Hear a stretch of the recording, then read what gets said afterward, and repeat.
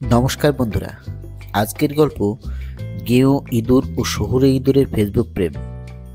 গল্পটি ভালো লাগলে অবশ্যই সুন্দরবন ক্লিক্স চ্যানেলটিকে এবং অরিজিৎ ক্লিক্স ফেসবুক পেজটিকে লাইক, শেয়ার ও কমেন্ট করে রাখবেন।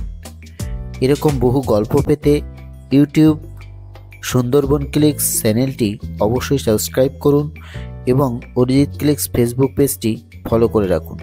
অনেক অনেক দিন আগের কথা, কোনো এক গ্রামে একটি ফসলের ক্ষেতের এক গর্তে একটি ইঁদুর থাকত। তার আবার একটা মোবাইলও ছিল। সে সারাটা দিন ইনস্টাগ্রাম, ফেসবুক এইসব নিয়েই ব্যস্ত থাকত। কেউ এই ইঁদুরটি ফসলের ক্ষেতের আনাচে কানাচে গর্ত খুঁড়ে সেই গর্তে থাকত। হঠাৎ একদিন ফেসবুকে এক শহুরে মেয়ে ইঁদুরের সঙ্গে তার পরিচয় হলো। ব্যাস, পরিচয় পর্ব থেকে অবশেষে প্রেম পর্বের শুরু।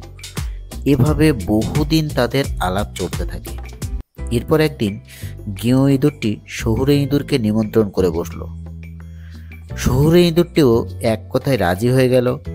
আর সত্যি একদিন শহুরে ইঁদুরটিও খুশি হয়ে নিমন্ত্রণ রক্ষা করতে গ্রামে এলো।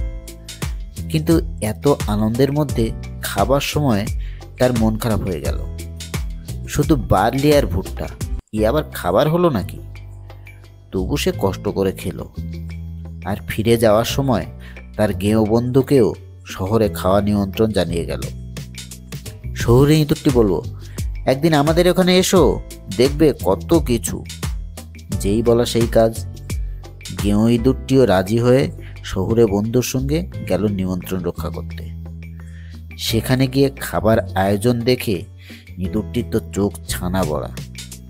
এত খাবার সে কোনোদিন চোখেই দেখেনি। কত রকমের খাবার, জ্যাম, জেলি, পনির, মটরশুঁটি, আরও কত কি। এমন খাবার সে জীবনেও দেখেনি। তখন নিজের গ্রাম্য জীবনের কথা ভেবে আক্ষেপ করতে লাগলো। কিছুক্ষণ পর তারা একসঙ্গে যখন খেতে বসলো, তখন গেঁয়ো ইঁদুরটি ভাবছে কোনটা ফেলে কোনটা খাবে। এমন সময় দরজার বাইরে পায়ের আওয়াজ শুনে গেঁয়ো ইঁদুর ও শহুরে ইঁদুর দরজার আড়ালে লুকিয়ে পড়ল। কিছু সময় পর লোকটি চলে গেল। আবার তারা খেতে বসলো। ও মা, খাবার মুখে তুলতে যাবে এমন সময় আবার কে যেন ঘরে ঢুকলো। দুজনে পড়ি কি মরি করে আবার লুকিয়ে পড়ল। এমনি করে কি খাওয়া যায়? যাই হোক, গেঁয়ো ইঁদুরের আর খাবার রুচি হলো না। সে শহুরে ইঁদুরকে বলল, বন্ধু, আমি চললাম।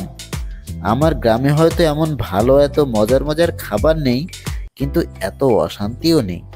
তাই আমার ক্ষেতের সাধারণ খাবারই অনেক ভালো। গল্পটি থেকে তাহলে আমরা কি শিক্ষা পেলাম? বন্ধুরা, একটা কথা মাথায় রেখো, দারিদ্রতার মাঝে প্রচুর শান্তি খুঁজে পাওয়া যায়, কিন্তু অতি প্রাচুর্যের মধ্যে বিপদের সম্ভাবনা থেকে থাকে। তাই বন্ধুরা, ভগবান যা আমাদের দিয়েছে তার বেশি আশা করা কখনোই উচিত নয়। গল্পটি সম্পূর্ণ শোনার জন্য ধন্যবাদ।